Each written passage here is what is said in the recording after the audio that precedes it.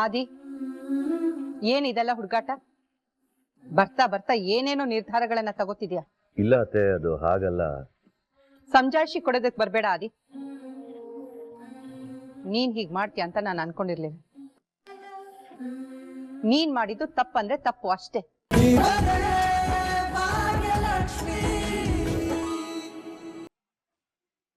ಅಪ್ಪ, ನೀವೇನಿಲ್ಲಿ? ಹೌದು, ನಾನೇ ಬಂದಿದ್ದೀನಿ. ಹೇಳು, ಇನ್ನು ಎಷ್ಟು ಸುಳ್ಳು ಹೇಳಬೇಕು ಅಂತ ಇದ್ದೀಯ? ಸುಳ್ಳ? ನಾನೇನ್ ಸುಳ್ಳು ಹೇಳಿದೆ ಅಪ್ಪ? ನೋಡಾದಿ, ನನಗೆಲ್ಲ ವಿಷಯನೂ ಗೊತ್ತಾಗಿದೆ. ಮತ್ತೆ ಸುಳ್ಳು ಹೇಳಿ ಕೋಪ ಬರ್ತಬೇಡ. ಸತ್ಯ ಏನು ಅಂತ ಒಪ್ಪು.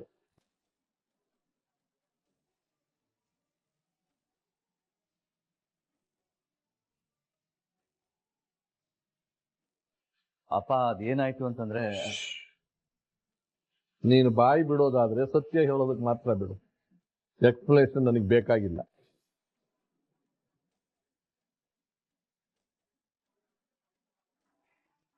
ಮಾವ, ನಿಂತೇ ಇದ್ದೀರಾ? ಕೂತ್ಕೊಳ್ಳಿ ಮಾವ, ಕೂತ್ಕೊಂಡು. ನೋಡಮ್ಮ, ಇಲ್ಲಿ ಬಂದು ಕೂತ್ಕೊಂಡು ಕಷ್ಟ ಸುಖ ಮಾತಾಡೋದು ನಾನು ಬಂದಿಲ್ಲ.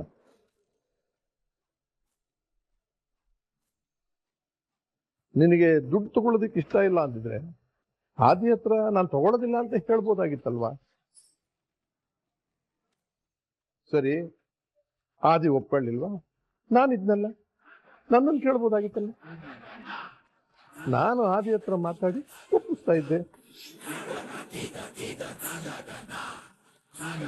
ಅದ್ರ ಬದಲು ಅಂದ್ರೆ ದುಡ್ಡಿನ ನಿನ್ಗೆ ಏನ್ ಇಷ್ಟ ಅದನ್ನೇ ಕೊಡೋದಕ್ಕೆ ಕೇಳ್ತಾ ಇದ್ದೆ.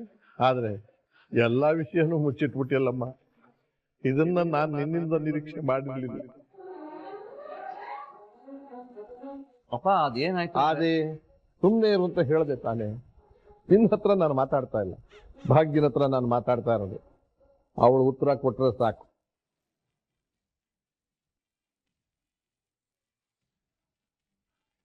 ಹೇಳಮ್ಮ ಭಾಗ್ಯ, ಯಾಕೆ ಹೀಗೆ ಮಾಡಿದೆ?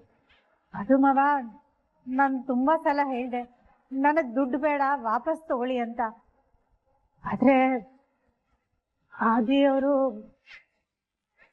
ಏನು ಆದಿ ಬೇಡ ಅನ್ನ?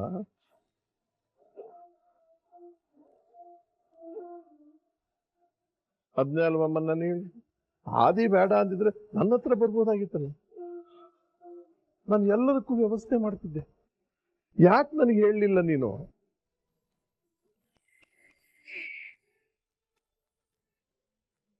ಸರಿಯಮ್ಮ, ಮನೆಗೆ ಬರೋದಕ್ಕೆ ನಿನಗೆ ಸಮಯ ಇರ್ಲಿಲ್ವಾ? ಒಂದು ಫೋನ್ ಮಾಡ್ಬೋದಾಗಿತ್ತಲ್ಲ. ಯಾಕೆ ಮಾಡ್ಲಿಲ್ಲ? ಅದು ಕುಸುಮ ಅವರೇ, ಸಮಜಾಯಿಷಿ ಕೊಡೋದಕ್ಕೆ ಬರಬೇಡಿ. ನೀವು ಈ ಎಲ್ಲ ವಿಷಯನೂ ಬಗೆಹರಿಸ್ತೀರಾ ಅನ್ಕೊಂಡೆ, ಆದ್ರೆ ನೀವೇ ಇನ್ವಾಲ್ವ್ ಆಗಿದ್ದೀರ ಅಂತ ಗೊತ್ತಾಗಿ ನನಗೆ ತುಂಬಾ ಬೇಜಾರಾಯ್ತಮ್ಮ. ನಾನು ಹೇಳ್ತಿರೋ ಮಾತುಗಳು ನಿಮಗೆ ತುಂಬಾ ಕಠಿಣ ಅಂತ ಅನ್ಸಿದ್ರೆ ದಯವಿಟ್ಟು ಕ್ಷಮೆ ಇರಲಿ. ಆದ್ರೆ ನನಗಂತೂ ತುಂಬಾ ಬೇಜಾರಾಗಿದೆ, ಅದಂತೂ ನಿಜ.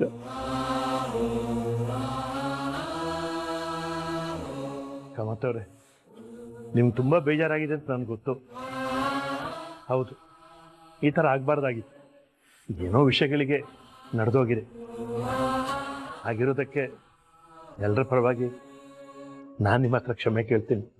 ಖಂಡಿತ ಬೇಡ ರಾಯ, ನಾನಿಲ್ಲಿ ಕ್ಷಮೆ ಎಕ್ಸ್ಪೆಕ್ಟ್ ಮಾಡ್ಕೊಂಡು ಬಂದಿಲ್ಲ. ನನ್ನ ನಂಬಿಕೆಗೆ ಮೋಸ ಆಯ್ತಲ್ಲ, ಅದೇ ಬೇಜಾರು ನನಗೆ. ನಾನು ನನ್ನ ಭಾಗ್ಯನ ಬಗ್ಗೆ ಎಲ್ಲರ ಹತ್ರ ಹೆಮ್ಮೆಯಿಂದ ಮಾತಾಡ್ತೀನಿ.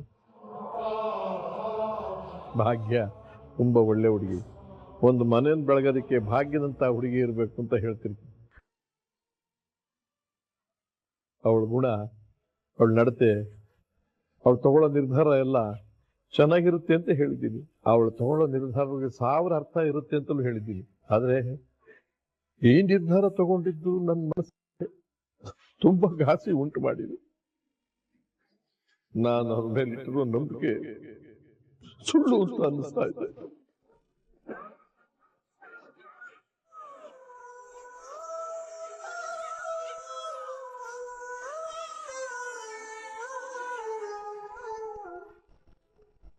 ಮಾವ ಮಾವ ದಯವಿಟ್ಟು ಈ ಥರ ಎಲ್ಲ ಮಾತಾಡಬೇಡಿ. ಹೌದು, ಈ ಥರ ಎಲ್ಲ ನಾನು ಮಾಡಬಾರ್ದಾಗಿತ್ತು. ನಾನು ಮಾಡಿದ ತಪ್ಪೆ.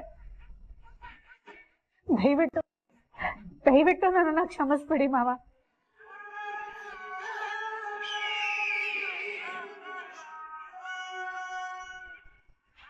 ಈ ಥರ ನನ್ನ ಮೇಲೆ ಬೇಜಾರು ಮಾಡ್ಕೊಂಡಿರೋದನ್ನ ಸಹಿಸ್ಕೊಳಕ್ ಆಗೋದಿಲ್ಲ ಮಾವ. ದಯವಿಟ್ಟು ನನ್ನನ್ನು ಕ್ಷಮಿಸ್ಬಿಡಿ ಪ್ಲೀಸ್.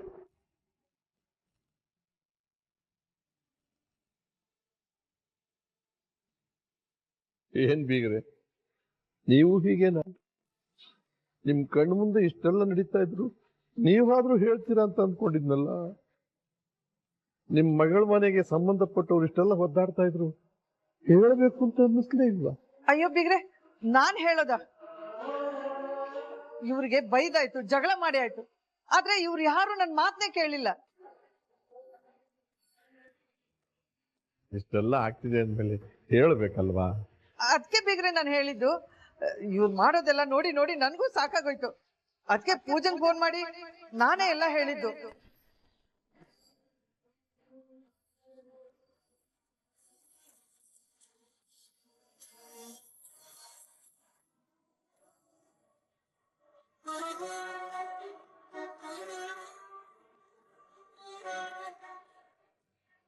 ಪೂಜಾ, ನಿನಗೆ ಗೊತ್ತಾದ ತಕ್ಷಣ ಬಂದು ನನಗೆ ಹೇಳೋದಿಲ್ಲಮ್ಮ. ನನ್ನ ಮೇಲೆ ನಿನಗಾದ್ರೂ ಗೌರವ ಇದೆಯಲ್ಲ, ಅಷ್ಟು ಸಾಕು. ನೀನು ಏನಾದ್ರೂ ವಿಷಯ ಬಚ್ಚಿಟ್ಟು ಮೂರನೇವರಿಂದ ನನಗೆ ಗೊತ್ತಾಗಿದ್ರೆ ತುಂಬಾ ಬೇಜಾರಾಗ್ತದೆ. ಅಲ್ಲ, ಹೇಳೋದಕ್ಕೆ ಕಾಮತ್ ಬಿಸ್ನೆಸ್ ವೆಂಚರ್ ಕಟ್ಟಿರೋನು ನಾನು.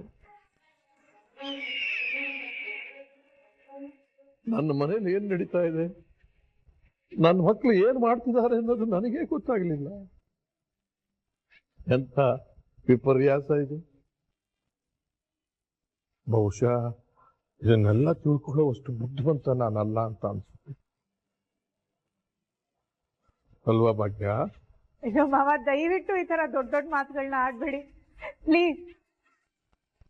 ನನ್ನನ್ನ ಕ್ಷಮಿಸ್ಬಿಡಿ ಮಾವ.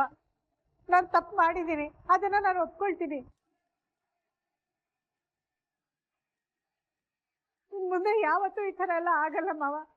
ದಯವಿಟ್ಟು ನನ್ನನ್ನ ಕ್ಷಮಿಸ್ಬಿಡಿ. ಭಾಗ್ಯ, ನನಗಿದೆಲ್ಲ ಇಷ್ಟ ಆಗೋದಿಲ್ಲ. ಹಾಜಿ, ಹೋಗೋಣ. ಕಾಮತವ್ರೆ, ರಾಯರೇ, ನನ್ನ ಮನಸ್ಸು ಈಗ ಏನೂ ಕೇಳೋ ಸ್ಥಿತಿಲಿಲ್ಲ.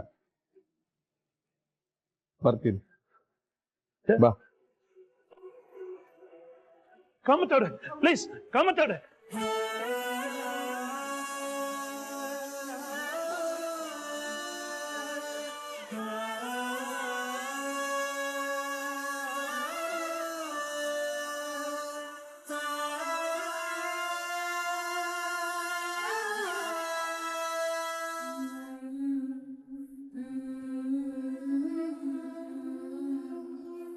ಆದಿ, ಏನಿದೆಲ್ಲ ಹುಡುಗಾಟ?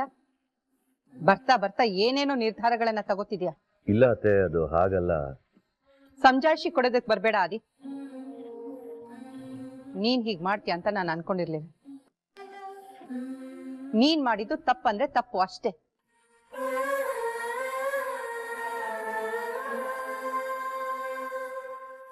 ತುಂಬಾ ಬೇಜಾರಾಗ್ತಿದೆ ಅದು, ಈ ತರ ನಿರ್ಧಾರಗಳನ್ನ ತಗೋತಿದ್ಯಾ ಅಂತ. ಅದ್ರಲ್ಲೂ ಮನೆಯವ್ರಿಗೆ ಸುಳ್ಳು ಹೇಳೋದಕ್ಕೆ ಕಲ್ತಿದ್ಯಲ್ವಾ?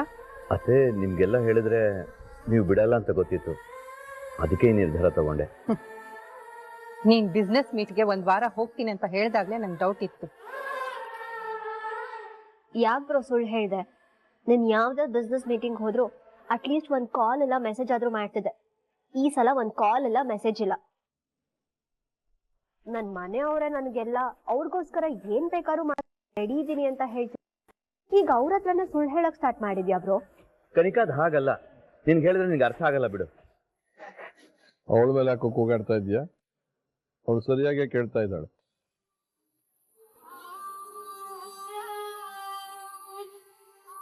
ತಪ್ಪು ಮಾಡಿರೋನು ನೀನು. ಅವಳು ಕೇಳೋ ಪ್ರಶ್ನೆಗಳಿಗೆ ಸರಿಯಾಗಿ ಉತ್ತರ ಕೊಡು, ಅದನ್ನು ಬಿಟ್ಟು ಕಿರ್ಚಾಡೋದಲ್ಲ. ನೀನ್ ಬಿಸ್ನೆಸ್ ಮೀಟ್ ಅಂತ ಹೇಳಿ ಆಫೀಸಿಗೆ ಹೋಗಿದ್ದು ನನ್ಗೆ ಗೊತ್ತಿಲ್ಲ ಅನ್ಕೊಂಡಿದ್ಯಾ ಆದಿ? ಆಮೇಲೆ ವರ್ಕ್ ಫ್ರಮ್ ಹೋಮ್ ಮಾಡ್ತೀನಿ ಅಂತ ಹೇಳಿದ್ದು ಗೊತ್ತಿಲ್ಲ ಅನ್ಕೊಂಡಿದ್ಯಾ? ಹೀಗೆಲ್ಲ ಮಾಡ್ಬೇಕಾದ್ರೆ ನಿನ್ ಮೇಲೆ ಅನುಮಾನ ಇತ್ತು, ಏನೋ ಮಾಡ್ತಿದ್ಯಾ ಅಂತ. ಆದ್ರೆ ಈ ಮಟ್ಟಕ್ಕೆ ಇಳಿತೀಯ ಅಂತ ಅನ್ಕೊಂಡಿರ್ಲಿಲ್ಲ. ತಪ್ಪು ಮಾಡಿದ್ಯಾ ಆದಿ, ತುಂಬಾ ಬೇಜಾರಾಗ್ತದೆ. ನೀನ್ ಹೀಗ್ ಮಾಡ್ತೀಯ ಅಂತ ಅನ್ಕೊಂಡಿರ್ಲಿಲ್ಲ.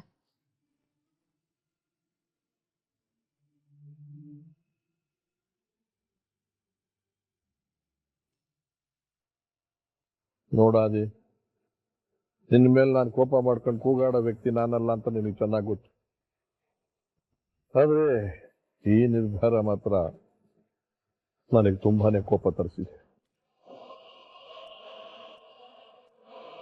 7 ದಿನ ಈ ತರ ಜೀವನ ಮಾಡಿದ್ಯಲ್ಲ, ಅದು ಮನೆಯವರಿಗೆ ಸುಳ್ಳು ಹೇಳಿ ನೀನ್ ಈ ರೀತಿ ನಿರ್ಧಾರ ತಗೊಂಡಿರೋದು ನನ್ನ ಮನಸ್ಸಿಗೆ ತುಂಬಾ ನೋವಾಗಿದೆ. ನಿನ್ನಿಂದ ನಾನು ಇದನ್ನು ಎಕ್ಸ್ಪೆಕ್ಟ್ ಮಾಡಿರ್ಲಿಲ್ಲ ಆದಿ. ನಮ್ಮ ಪುಣ್ಯನೋ ಏನೋ ಗೊತ್ತಿಲ್ಲ, ಪೂಜಾ ಬಂದು ಎಲ್ಲಾನು ಹೇಳಿದ್ಲು. 3ನೇವರಿಂದ ವಿಷಯ ಗೊತ್ತಾಗಿದ್ರೆ ಏನಾಗ್ತಿತ್ತೋ ಏನೋ. ಐ ಆಮ್ ಸಾರಿ ಅಪ್ಪ, ನಾನು ಏನೋ ಕಾರಣ ಇಟ್ಕೊಂಡು ಮಾಡಿದೆ, ದಯವಿಟ್ಟು ಬೇಜಾರು ಮಾಡ್ಕೋಬೇಡಿ. ಕಾರಣನ? ಏನ್ ಕಾರಣ?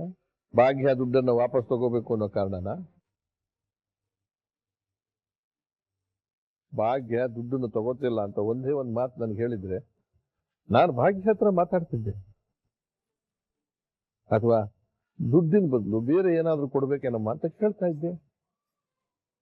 ನಿನಗೆ ಗೊತ್ತು ತಾನೆ ಭಾಗ್ಯ ನನ್ನ ಮಾತು ಕೇಳ್ತಾ ಇದ್ಲು ಅಂತ. ಅದನ್ನ ಯಾಕೆ ನೀನು ಮಾಡಲಿಲ್ಲ? ಭಾವ, ಈ ವಿಷಯನೆಲ್ಲರಿಗೂ ಹೇಳ್ದೆ ಅಂತ ಪ್ಲೀಸ್ ನನ್ನ ಮೇಲೆ ಬೇಜಾರು ಮಾಡ್ಕೋಬೇಡಿ.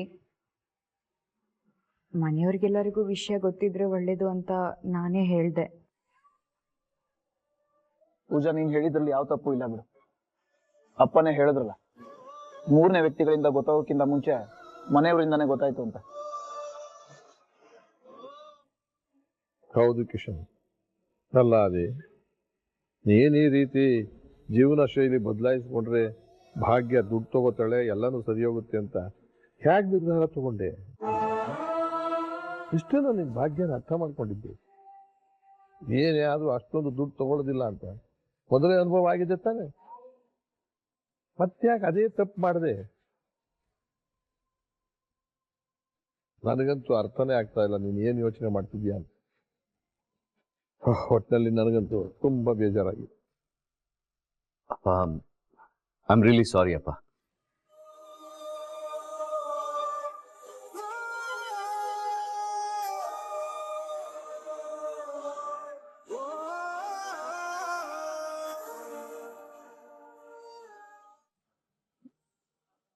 ಅಣ್ಣ, ಅಪ್ಪಂಗೆ ಮಾತ್ರ ಅಲ್ಲ, ನನಗೂ ತುಂಬಾ ಬೇಜಾರಾಗಿದೆ. ಅಲ್ಲ, ನೀನ್ ಒಂದ್ ಮಾತು ಈ ತರ ಅಂತ ಹೇಳಿದಿದ್ರೆ ನಾನು ನಿನ್ ಸಪೋರ್ಟ್ ಮಾಡ್ತೀನಲ್ವಾ? ಬಟ್ ನೀನ್ ನನ್ನ ಹತ್ರ ಹೇಳಿಲ್ಲ. ನನಗೂ ತುಂಬಾ ಬೇಜಾರಾಗ್ತಿದೆ ಅಣ್ಣ.